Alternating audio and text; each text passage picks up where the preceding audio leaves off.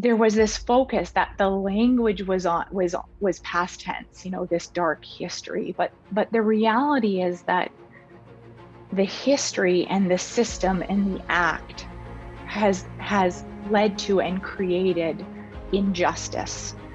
Greetings everyone, and welcome to Unleashed, the fastest hour on the internet, where every episode we're joined by an interesting thought leader, all in the name of helping you unleash your leadership potential with their insights, tools, and habits.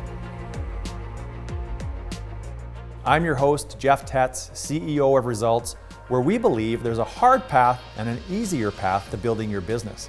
We partner with your leadership team to show you how to dramatically improve your results by perfecting the art of execution to get more of what you want from your business.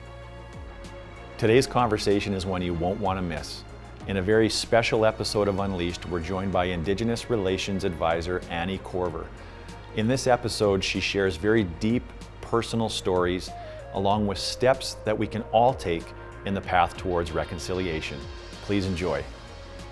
I want to thank our season sponsor, PowerEd. PowerEd is an award-winning division of Athabasca University, and they partner with organizations looking for impactful online learning solutions. Their online offerings include leadership, digital transformation, project management, artificial intelligence and ethics, digital wellness, and embracing allyship and inclusion. Their core belief is that learning should be fun, engaging, and easily accessible. Their online platform means your employees can literally learn from wherever they are located. PowerEd meets them in their space and at a time that works best for them. Check out PowerEd at powered.ca. Today's episode sponsor is SurePoint Group. Established in 2003, SurePoint Group is a premier industrial contractor providing electrical and instrumentation, compression and controls, and equipment packaging and rental services to the upstream oil and gas industry.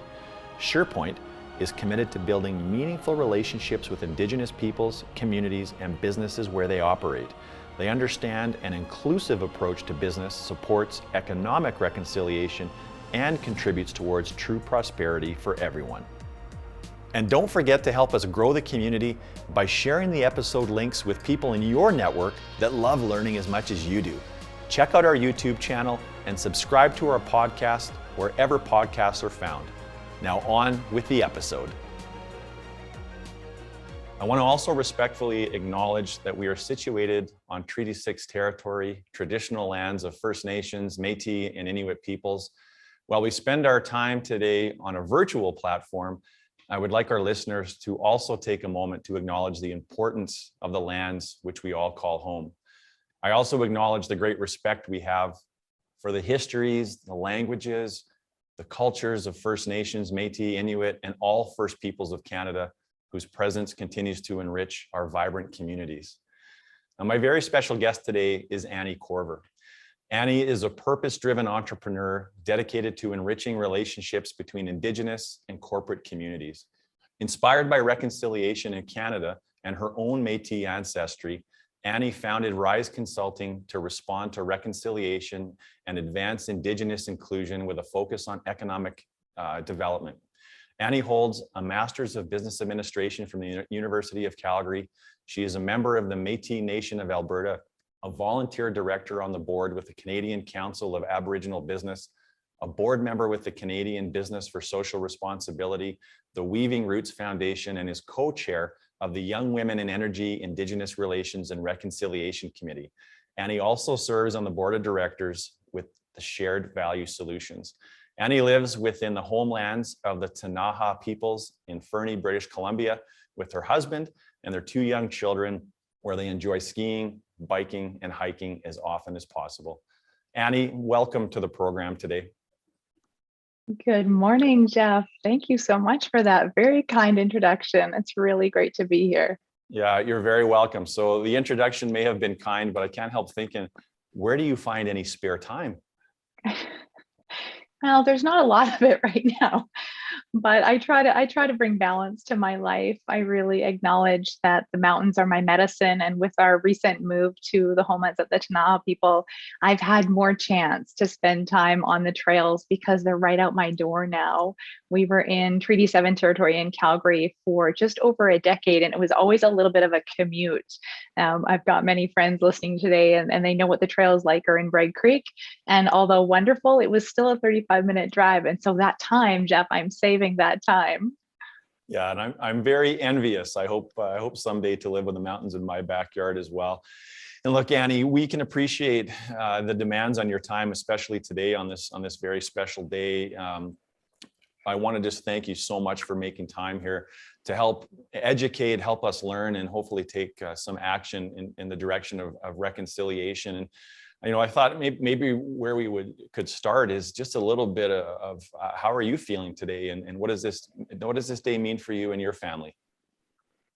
Yeah, it's a great place to start. And I feel really encouraged. I mean, I thank you, Jeff, for the land acknowledgement and starting off in a good way. We do this to reaffirm our commitment and responsibility in improving relationships. And that in itself is an act of reconciliation. The time you and I are spending, the time that others are spending with us right now as they listen. And social media, I'm not a big user of social media, but I use LinkedIn, and the messages, the stories, the resources that are available, even the change from when the team that I work with at Rise started to create resources for our clients to what's available now, sort of 4 weeks later since sort of sharing those resources. It's incredible. The momentum it's happening. It's, and Rise is purposeful in supporting the rising presence of Indigenous peoples. And I feel that. I see that right now. Yeah, and Annie, your reputation precedes itself. I know a number of people and a number of companies, some of our clients included, that have worked with you, and you have an incredible reputation. So you're doing phenomenal work. And it did kind of make me wonder, how did you start doing reconciliation work in the first place? Thank you.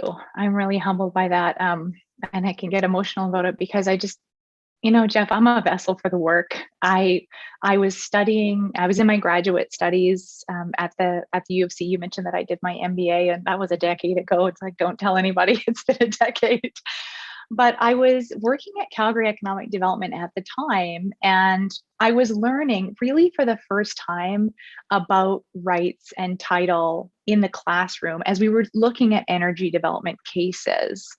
And I knew that my own genealogy through my dad's mother, who was one of 8 children growing up just north of the Red River settlement in Manitoba, was Métis, but we didn't talk a lot about it. And so after some digging and multiple conversations with my father, his sister, various members of my family, aunties that I didn't know that I had, and then some work with a genealogist with the Métis Nation, I've been able to learn so much more about our roots in the settlement and what life would have been like in the community from the late 1700s through until the early 1900s. And so as I learn, the more I learn, the more I apply. And I think we'll talk more about this framework that I use, listen, learn, reflect, act, later on this morning.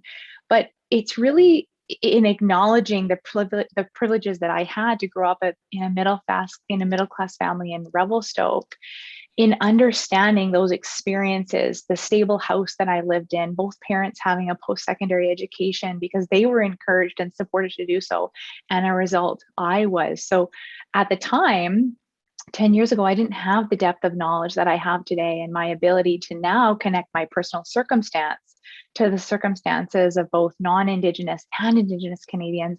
I'm driven to participate in building a future for Canada where one group's prosperity doesn't come at the expense of another's rights or well-being.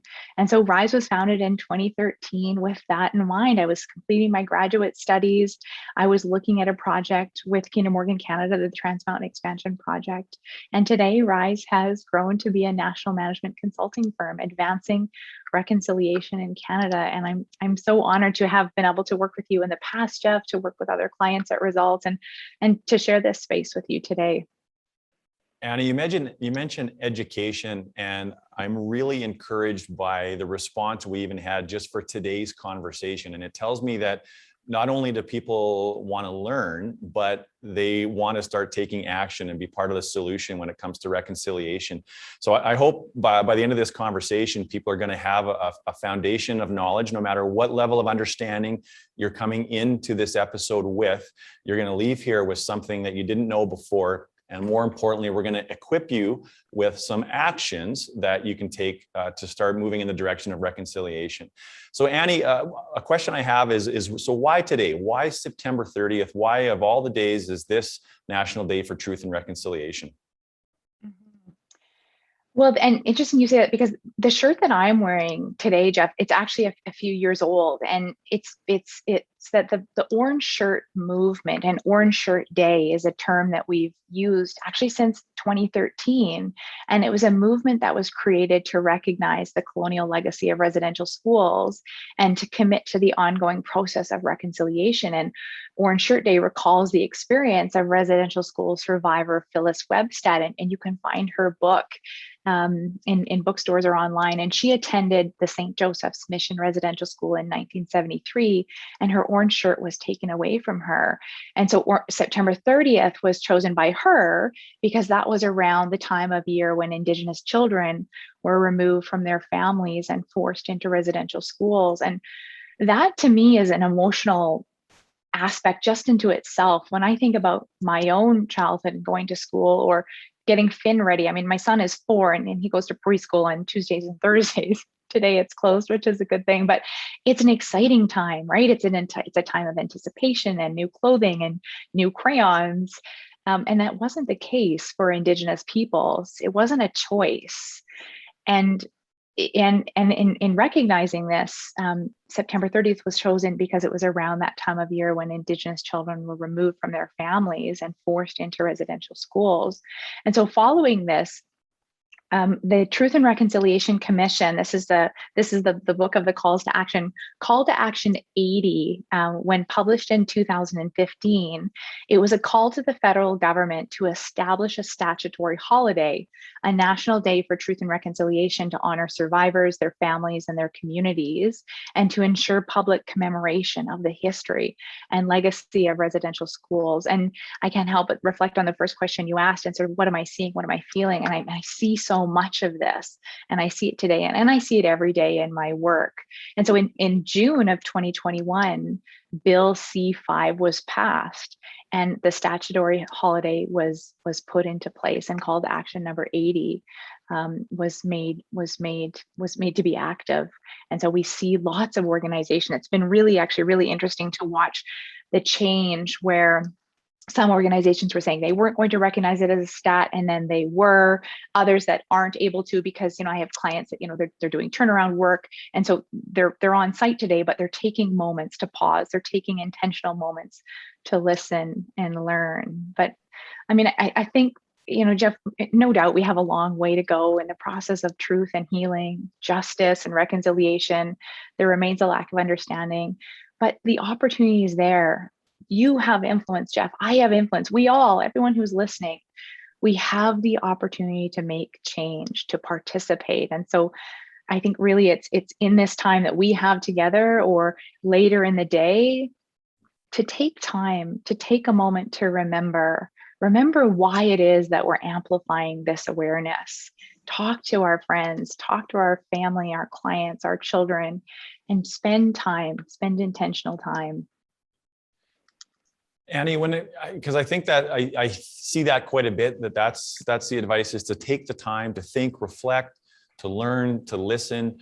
Are there some places that you want to maybe even just direct people to right now where they can go to find good materials and good resources to be able to have meaningful conversations? I think the conversations I have with a lot of non-Indigenous people is that they want to have these conversations, but they don't necessarily know where to go to find the right resources or how to even start the conversation. So you kind of mentioned that. So it seems like a good segue to maybe share a little bit of insight on what you have to say about that. Yeah, it's interesting. The work that our team does at Rise is really around weaving reconciliation. And I use this dream catcher analogy in weaving it into everything that we do. And so with that in mind, an opportunity to act exists everywhere. And so, although I don't watch a lot of television, I look forward to watching television in my future. The Aboriginal Peoples Television Network. So this evening, as you sit down and chill out, try turning that on. Try taking a look at the episodes. What are Indigenous producers? What are they producing for us to watch? How can we learn through that platform? Podcasts, music. We were listening to Fawn Wood and her music before we got into our conversation. Media sources like the newspapers, Indigenous writers, books. Jeff, I know that you've read this book, 21 Things You Didn't Know About the Indian Act. It's a fantastic, fairly straightforward read by Bob Joseph. In your backyard, the U of A has a massive online open course. It's called a MOOC, and I'm actually doing it for a second time right now with the girls that I sit in circle with in the Young Women of Energy Indigenous Relations Committee. We call it MOOC Club instead of book club. It's fantastic. It's an online course. It's free. You can pay. I think it's maybe a nominal fee. Maybe it's $50 if you'd like the certificate. But the U of A Indigenous Canada course is hands down a fantastic resource, probably the best resource that I've come across. There's a lot of short courses online, that sort of thing. But it's really just, I think the intentional act is actually in the moment. If you're about to listen to some music or you're about to read the news, just stop for a second and think, is there something by an Indigenous artist, author, something like that, Jeff, I think is a good first step. Great advice.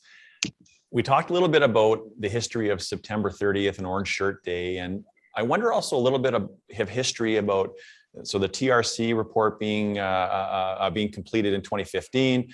What are some of the historical pieces centered around reconciliation that you think are important for people to gain a better understanding of? It's complicated.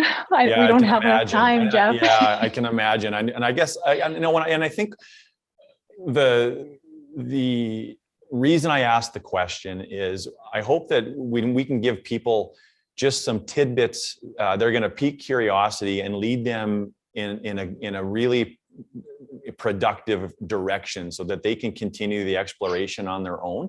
So if there are some highlights or some things that you do want to perhaps just reference, that might be a good use of this time. Yeah, absolutely. It's complex, but I think a starting point is the acceptance that, until we become aware of and learn and understand the history, it's tough to understand, to comprehend the complexity of it.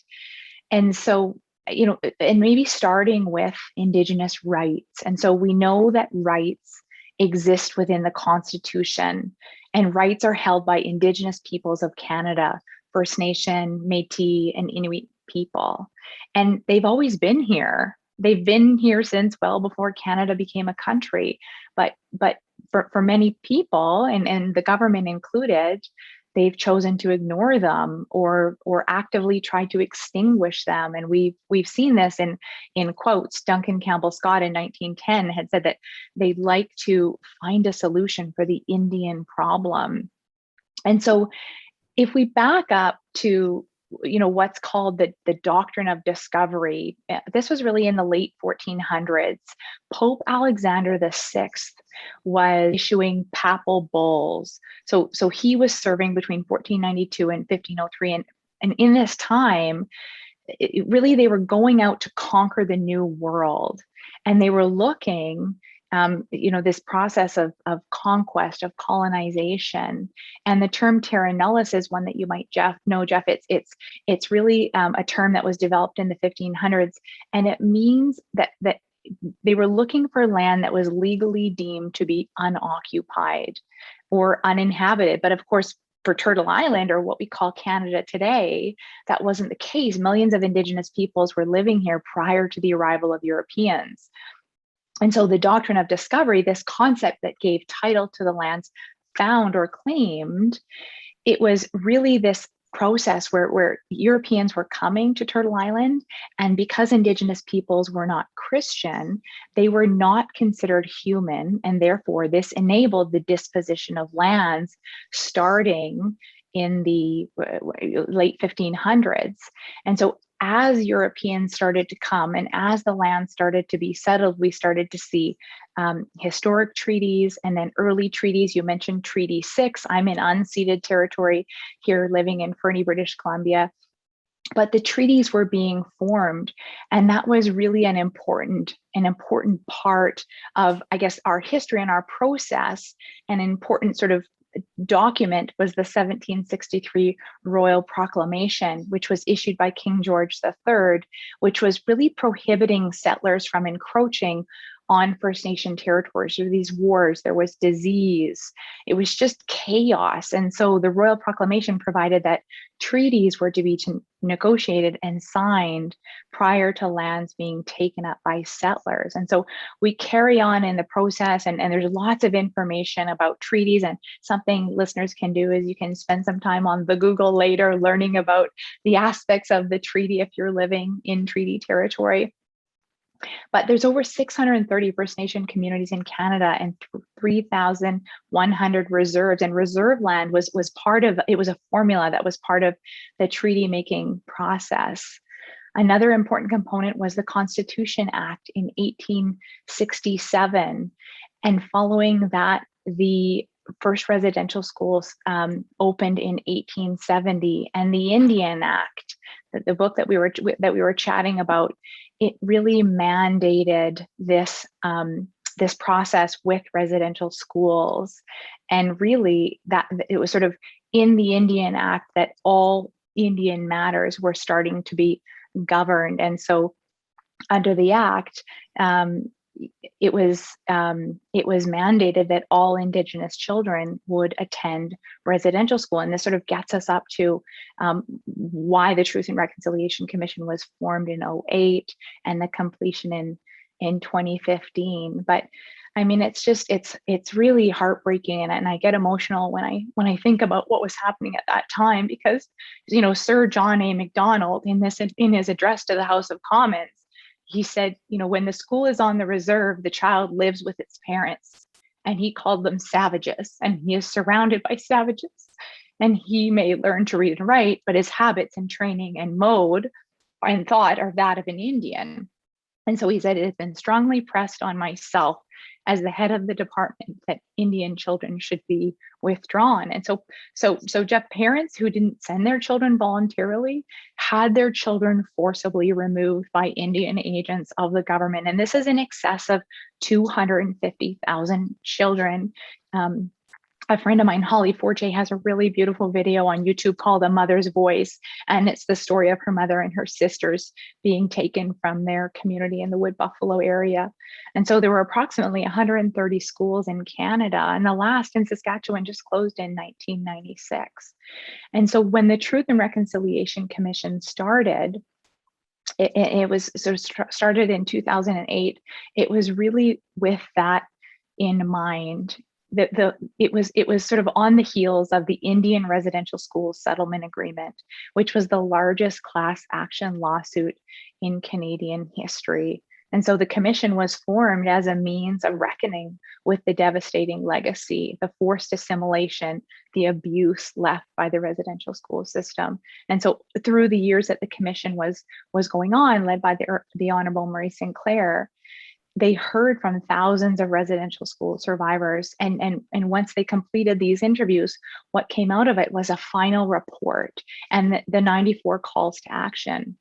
And so as they documented information and as they heard the stories, really Indigenous peoples and sort of the calls to action came to be the call of response, the opportunity to participate. And I think, the history and reconciliation, Jeff, that the word, it really, for me, it means relationship. It means the opportunity for us to move forward and acknowledge the interests, the needs of each other. It's about truth and it's about justice. And we have that opportunity to ask ourselves, what kind of relationships do we want? And for Canada to prosper, we must establish a new relationship. And we all have a role to play, Jeff. And so, although that's not a lot, that felt like a lot, you can see how the history knits together how we are where we are today, that today is the 30th. It is National Day for Truth and Reconciliation. Call to Action 80 was part of the calls that came through that process. Annie, I just want to take a second to acknowledge just the level of vulnerability that you're bringing to this conversation. And I think it goes without saying that anybody that's listening right now is reaching out to you and sort of putting their arms around you, because I think we can all feel that in a way that we'll never understand, but we can certainly start to gain a way deeper understanding and appreciation for how just the atrocities and just how atrocious this was. And as you start to tell some of these stories, I mean, even having the orange shirt taken from you, we can all identify with what it was like to be a child going to school, especially in our younger formative years, and how your back to school outfit was the thing. And then you start to talk about just the unimaginable of being ripped out of the arms of your parents, and not only leaving your parents, but your parents having to see their children. And it's hard to imagine that this actually happened in Canada. It really is. And you corrected me when we had a conversation a few weeks ago. You corrected me because I was asking questions about the history and the sort of how we got here. You were very clear to remind me that this is actually not history. This is current. This is ongoing. And I wondered if you wouldn't mind talking a little bit about that. Yeah, absolutely, Jeff. And I think when there was 215 bodies found in Kamloops, there was really this awakening, this awareness. And for I guess friends of mine, colleagues, women that I sit in circle with, what became very difficult at that time, Jeff, is that, and because for a lot of us that have a history, that are closer to it, that have maybe had family members that have gone through residential school systems, or the residential school system, is that there was this focus that the language was past tense, this dark history. But the reality is that the history and the system and the act has led to and created injustice, the intergenerational trauma that exists, the ongoing barriers that are in place for Indigenous peoples. They exist today, and that's why I corrected you, Jeff. That's why it's important to say that it's a dark history and it's an ongoing issue. It's a challenge. It's an opportunity to respond to. And so the more we understand what those barriers are, the more we can do to participate and to support the rising presence of Indigenous peoples, or to support equality, to support justice. Annie, I'd like to talk a little bit about terminology. And another thing that you spoke to me a little bit about in our lead up to this was why the term BIPOC doesn't work. So can you elaborate on that? Yeah. It's not that it doesn't necessarily work. It's not a term that I use, Jeff. And Black, Indigenous, and people of color, all of these individuals, face systemic racism. And I have a good friend, Erin Davis, who has taught me a lot about this. And as an Indigenous woman, I recognize and I understand Indigenous rights and title and the reality of nation to nation. I talked about treaty making. I didn't get into sort of the background on the nation to nation relationship, but it's important to be aware of and to note that our nations existed before Canada as a nation was formed, and rights are unique. They're unique in Canada. And so Indigenous peoples, as we exercise rights that are constitutionally protected, that would be what I would say would be a difference in sort of why I wouldn't use the BIPOC acronym to sort of clump everyone sort of together into the same group. What about terminology, Annie? Like, how do we know, and how does a person know when to maybe refer to First Nation versus Indigenous versus Inuit, Métis, Aboriginal? And we had some conversation about that, and I wouldn't mind maybe a little more elaboration, because I think a lot of people have similar questions. Yeah, it's a good question. I get it a lot, and I learn actually all the time. I was speaking at an event with my good friend Alicia Dubois a few weeks ago, and she took this one. She answered it. And I was like, "Oh, that's neat. I like your perspective." And we learn all the time. But I mean, a good sort of rule to start with is always just ask, right? Ask somebody you're with, politely, kindly, how they like to identify, and ask about sort of the history of the community. Again, that is an act of reconciliation. But the term Indigenous peoples, and it a little bit goes back to the last question that you asked, is that the World Council of Indigenous Peoples, so sort of globally, defines Indigenous peoples as descendants of the early populations living in the area. And so although we see the term Aboriginal used a lot, and it's used in our Constitution, it's used in a lot of languages, and we're sort of starting to see the switch. And the reason for that is that, the root meaning of ab means away from or not original, in Latin, and so that's not well received by Indigenous peoples, and so this shift is happening, and we start to hear Indigenous used more. And so Indigenous peoples of Canada in the Constitution recognized as First Nation, Métis, and Inuit people. And so for First Nation, often the term Indian has been used in the past, and it's no longer used. It can be seen as a derogatory word, Jeff. I do have friends. I have a good friend on Vancouver Island, and she refers to herself as an Indian. She asks that she is called an Indian. She has an Indian status card that she pulls out of her wallet, and so she's good with it, and that's her choice.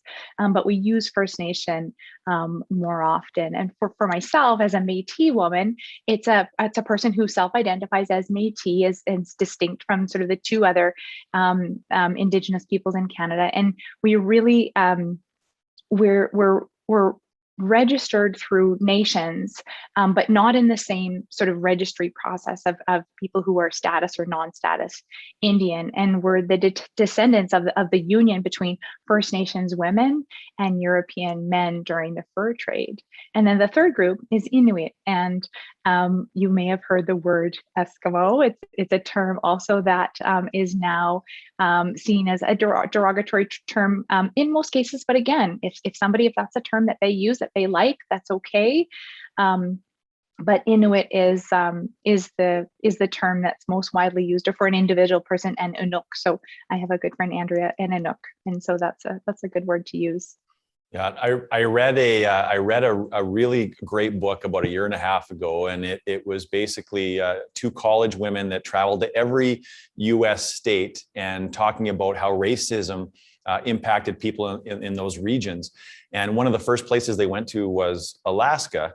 And when they talked to elders in Alaska, they talked about the origin of the word Eskimo sort of being a derogatory term that Russian settlers had sort of bestowed upon them. And as soon as I read that, I thought, wow, geez, that's enough for me to know that Eskimo is a derogatory term we should no longer use. And I know we've changed the name of the local football club to the Elks. And I think that's a great choice, a great decision. And it's about time that they did that. What about land acknowledgements, Annie? Why are land acknowledgements so important? Mm-hmm. Yeah, great question. And I'm grateful that you started with a land acknowledgement today. Is there's three big things in a land acknowledgement, Jeff, is one, the opportunity to understand how has the land been used, who has or is using the land, and just that awareness, acknowledging the beauty and the uniqueness of where you are. Second, when I share a land acknowledgement, I usually share something about the why. So why is it important for me? What's the connection for me? And when I opened today with sort of my story and really starting to understand my own lineage and my heritage, our stories connect us. So what's unique for you in this land? And although often, especially in this virtual world, we're not leaving our territory, you might sort of say the same land acknowledgement. I always challenge myself. I'm a newcomer to the homelands of the Tanaha people here in Fernie. And so I'm learning about how the land was used. I was being taught the other day about the myth of the ghost rider and what does that mean? Who is that? What happened? And then the third piece of the land acknowledgement is the what's next, the why. Can you turn it into an action? Can you state something that's actionable as you share a land acknowledgement? And part of that, and I love this part, is that being an act of reconciliation, those that are listening to you, they're learning in that moment. So when we think about the importance of listening and learning and our ability to build our knowledge, it's so complex. And so what little things can we do is, Jeff, every time you share one, depending on where you are, it's then an opportunity for you to share a bit of knowledge with everyone that you're speaking to. Yeah, Annie, the Truth and Reconciliation Commission, the calls to action there, we don't have time to go through in great detail what the calls to action are, but I am interested in your perspective as to whether or not you think enough progress is being made. And sometimes progress can seem slow at the start, and then you reach a tipping point and progress seems fast. But I'm really interested in your perspective in terms of how much progress we're making. Is it fast enough? Should they be doing more? Progress is, well, I guess it's a measure that we all have individually, Jeff, and it's really sort of through the lens of the person experiencing it, who's viewing it, who's assessing it. For me, substantial progress has been made. I am in awe, even in my own time since RISE was created in 2013. The change that has happened, and when in 2013, I was working for quite a few years with the Trans Mountain Expansion Project, and we were being regulated by the National Energy Board at that time. The change to the Canadian Energy Regulator, the creation of the Indigenous Advisory Committee, the contractor standards that we were creating at that time in educating the major pipeline construction companies that would be working on the project, the subs that would be supporting those major primes. It's phenomenal to see the difference and those indicators, those measures of impact. Reconciliation, I might get emotional again. It's not an end point, Jeff. It's this ability to look around. And for me, I have a friend who just finished in a very senior role in a company that has exploded under his leadership. And I was so proud of him because in his closing letter, he talked about that impact, the jobs created, the change to wellness, health and wellness of the people of that community. And that's reconciliation. That's progress. When we can look around, Jeff, and see equality in the Indigenous peoples at various levels through our organizations, if we can look on our board and see and listen to an Indigenous voice, this is progress. And so I am so grateful for everyone who's listening and for the work that's happening today. And could we do being more? Yeah, I'm sure we could, but am I so proud of the work that's being done that we have our orange shirts, that I'm not sure how many people are listening.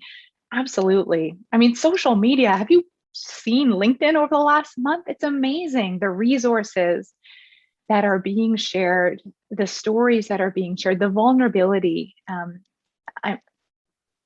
Did that answer your question? Yeah, well, it does. It does.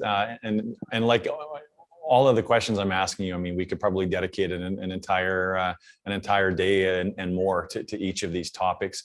Annie, I would love for you to talk a bit more about RISE, your company, and the basis and the purpose that you founded it on. And I know that you have put a lot of effort along with your team to create a bit of a framework to actually help people and help organizations create meaningful alliances and partnerships with Indigenous communities. And I wonder if you could talk about that a little bit. Yeah, well, and it's been a journey, and it's neat to get to know you, Jeff, a little bit, and just as an entrepreneur, it can be really lonely sometimes as you're trying to figure it out. It's like I didn't I did an MBA, but I'd never been an entrepreneur. I hadn't started my own business. I hadn't sort of created sort of structure and framework. And I'm so grateful for all the mentors that have been teaching me as I listen and learn. And the framework that we use at Rise, or I guess sort of some of the pieces that are important to us, is really beginning with the end in mind, and knowing that it's a journey, and that it's going to take time, and that we work together to do that. And at Rise, we focus on the creation of shared value in all aspects of a business, so in the various business units. And so we work with organizations to understand the values they hold, what makes them unique, and then how to weave those values into a reconciliation pathway, an Indigenous inclusion strategy, and then a work plan, which are the tactical pieces. And so a few minutes ago, when I mentioned my friend, what ends up becoming sort of the outcome or the output are actually metrics, and the opportunity to say we move the needle through the creation of an Indigenous mentorship program. We now have more Indigenous employees. Through the creation of a supply chain diversification program, we now are making purchases from Indigenous businesses, and that supports the rising presence of Indigenous peoples, and that supports the vision of a future where one's rights and well-being do not come at the expense of someone else's. And so as we create those sort of frameworks, we really focus on listen, learn, reflect, act. And so there's this emphasis, half of the equation is on listening and learning. The more that we can, I'm talking a lot, the more that we can be quiet. Creator gave us 2 ears and 1 mouth, and listen and then reflect on what we've heard, the more we can then act and really focus on making decisions and moving forward in partnership. And Rise works with the tenet, nothing about you without you. Or for me as an Indigenous woman, nothing about me without me, which is really the antithesis of the Indian Act, the antithesis of assimilation. As we build together, don't assume, ask. Annie, you're the guest of honor, so you shouldn't be doing any listening on this call at all. Nobody shows up to listen to me, that's for sure. Could you share some examples, I wonder? So when you talk about, so there's sort of 4 key pieces to your framework around listening, learning, reflecting, and acting. How does listening and learning show up? Like what would be an action or an activity that a company could take to actually demonstrate those 2 points? Dictatorship. So, and I laugh because it's so true, and it works, but it's really so. We can think about sort of a knowledge assessment, Jeff, and we can take results as a great example. Is that we start by understanding what is the collective knowledge that we have that results. So we can sit in circle and we can talk about that. We can assess how much knowledge do we have? What do we individually have? What do we want to have? What should we have? And then we create a purposeful knowledge building program. And a lot of the resources that I shared a little while ago are inputs to that. And we work through that. And that's where dictatorship comes in, because, you can track knowledge building. You can change your performance impact process or performance management process, depending on the term you use, to be reflective of kind of going through the learning program. And then through that, it's the application of learning and the ability for somebody to sit. And that's sort of this dreamcatcher analogy that we use at Rise, where reconciliation is woven into all aspects. So for members of your team who work in communications, okay, now let's create, or let's, maybe you have a comms plan already, Jeff, but let's weave reconciliation into our comms plan. Let's purposely create reconciliation moments, Indigenous inclusion stories. Let's share them within our own team internally, so we continue to build our knowledge, and externally with our clients. And it's the same for procurement or for somebody in employment and training. It's the application of your knowledge into the creation of a process or a system, and then the output with KPIs, metrics, and really sort of changing. If you have a balanced scorecard, if you have sort of 8 metrics that you review at your leadership meeting, that you start to see inclusion and reconciliation show up in that. Annie, what are some major differences between, if this is not the right term, please correct me, but let's say colonial business customs and norms versus Indigenous ones. And because I think all too often, it's one person's way or another, and we don't take time to understand that. But what are some common mistakes that we make when we're trying to create meaningful partnerships within Indigenous communities and First Nations? I think regardless, and I've got a colleague at Rise, Jillian, who's been really helpful as I'm learning about this area, is that Colonial it's everywhere and we don't know it. You don't feel it because it's the system we live in, the way we operate.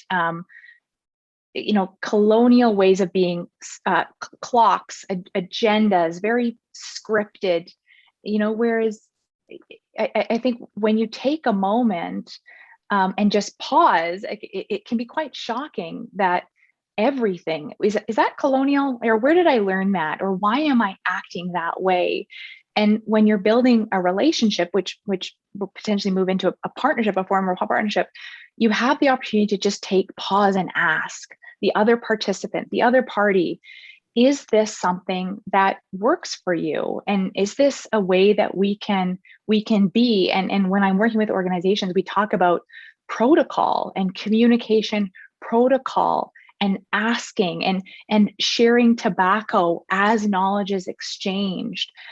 Time is a great example. It's not a natural protocol traditionally. Indigenous peoples didn't wear watches.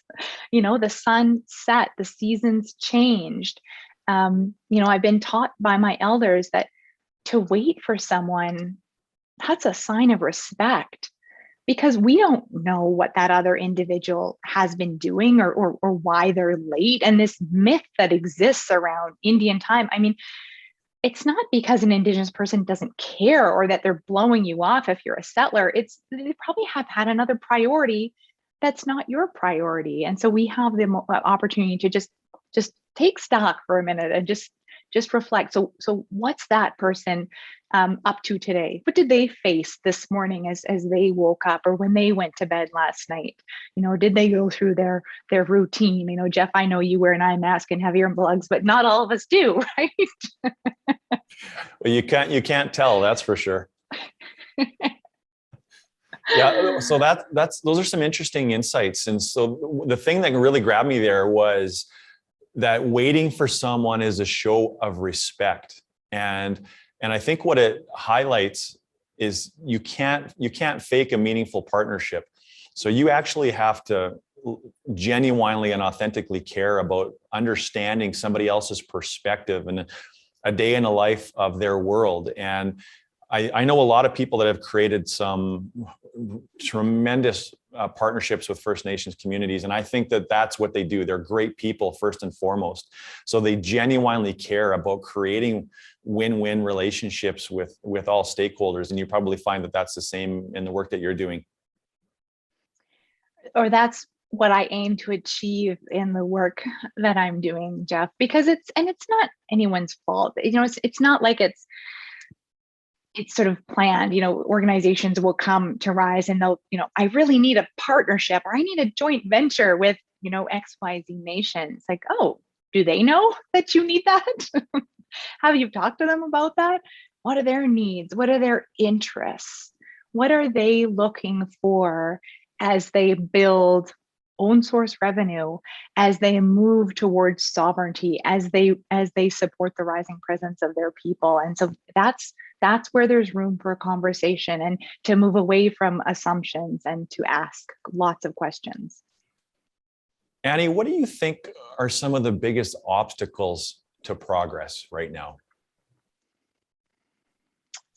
Resources in community, the big one, Jeff. I think as organizations are tooling up in this space, there's a lot of practitioners working in this area, which is fantastic. I see the sign behind you. I'm friends with SurePoint, which is great. They're doing amazing work. And we have individuals working and attempting to work in community, sort of from the corporate side. Say we're good intention. We'd like to understand. We'd like to respond, but it's difficult when a community doesn't have the resources to respond, to sort of come back to the circle, to sit in circle, to share ideas. And so what we can do is we can work as corporate Canada, or, that I mentioned my friend Allyship at the Alberta Indigenous Opportunities Corp. This organization has been created to support a gap, to sort of fill a gap and provide loan guarantees and to provide access to capital, making financing more available, because there isn't somebody in community. In some communities, there absolutely are, but not in every community, that has the ability to participate in a project or to build a relationship, because there isn't somebody in that role. And so that's tricky, and that can be really deflating when, as corporate Canada, we're responding to the call, we've got a strategy, we're reaching out, we're looking for a response. And, when it's radio silence on the other end, then we have to sort of look at other options to participate in resource building programs for Indigenous peoples. You mentioned before, Annie, this work will never be done. And I think everybody agrees with that. The reconciliation will be the work of everyone's lifetimes for generations to come. But is there a point where we'll be able to look around and acknowledge that we've actually crossed the threshold where meaningful progress has been achieved? And if we can reach that kind of a threshold, what would we be seeing? What would the world look like if we could say, okay, legitimate, sustainable progress has been finally achieved? Yeah, I mean, we chatted a little bit about this with has been achieved, but it's maybe never an end state, but instead this constant act of co-creation. And I had the good fortune of spending some time with Dr. Mike DeGagne, the CEO of Inspire. And Mike said to me that, Annie, what I see through reconciliation, with reconciliation, is a movement from reconciliation to co-creation. And it was interesting because at Rise, I've been using this lingo around creation of shared value, and really from my graduate studies work around Michael Porter's model, the creation of shared value, and the difference with CSV versus corporate social responsibility, or CSR. But it's really, looking around and thinking about your organization and looking at, your organization in the Dreamcatcher lens, and saying, I see Indigenous businesses in our supply chain. I see and am working with Indigenous peoples in all levels of the organization. We're making community investments in all aspects of our work, and Indigenous communities are part of that. I see it in our leadership team with our commitment to building an inclusive culture. I can count on my finger the number of experiences that I've had as related to building my own knowledge about Indigenous peoples and cultures, the history. Those are the items, Jeff. I think that as we move and as we sort of take stock of what we're up to and the experiences that we've had, or the organizations that we're part of, those are the indicators of progress. Those are the movements. Those are the acts of reconciliation. Annie, is there anything that you were hoping we were going to have a chance to talk about today that we haven't, or is there something that you'd really like to impart on the listeners that you haven't had a chance to say yet? Then I want to give you that opportunity right now before we move into 3 and 30. Well, it's live, Jeff. It's a podcast. I'd love to turn the tables for a moment. I'm really keen to know for you, Jeff. You and I have known each other for just over a year. Share a little bit about your own story. What does this look like for you? Yeah, well, that is a question I wasn't prepared for. But here's how it feels for me. Is it feels very shameful. So when this has been such an honor to sit and have this conversation with you today, Annie, I feel very shameful though, because I had no idea that this is the history with which Canada was founded on. And I didn't know much about residential schools until a couple of years ago. And so I think coming to terms with this country that you love and filled with people that you love, and I'm so grateful for the life that you have. And then you look around, and the older you get, the more you realize that so many people have never had a chance to experience what that actually feels like. And so that's a motivator and a driver for me. And But I think if you're non-Indigenous, a good mindset will be that you feel like you have never done enough, or you could never do enough to make this right and repay it. Because I think that serves as a good tension point to keep that motivation strong. My biggest fear is what happens after a conversation like this. And so this is awesome. We did this, we planned this, we've done some reading, some books, you look at the TRC report and you read that, but we have to find ways to keep this momentum going. We have to create actions. And I think we don't have to be martyrs personally, but I think that we have to lift where we stand. So we have to be an influencer with the folks that we're closest with. And so I know our company is very committed to this, and we're going to keep making sure that we're pushing things forward, and we're committing to actions that we're going to take towards reconciliation.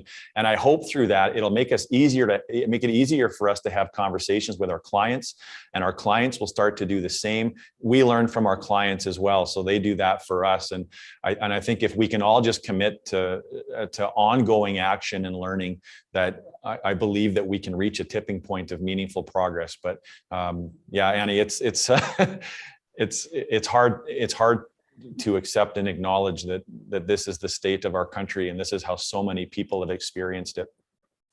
Well, you're lucky that we have a good friendship, and I'll help to hold you accountable, Jeff. And I'm really keen to support the team and to make those goals, to set those objectives.